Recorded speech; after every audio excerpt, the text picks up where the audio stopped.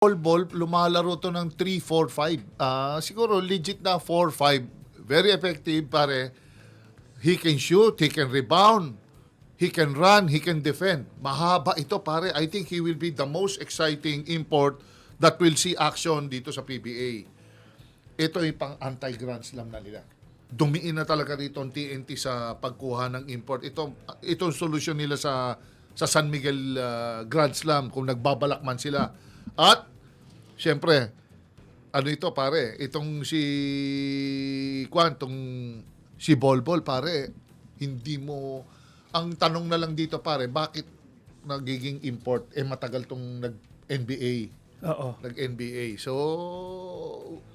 tingnan natin pare kung anong mga sorpresa. Kasi yung mga ganyang galing NBA pare, iba mga hugot yan eh. Correct. Iba ang skill set yan. Bakit sila napunta ng NBA? Bakit ganun ka-accurate yung shooting yan? So,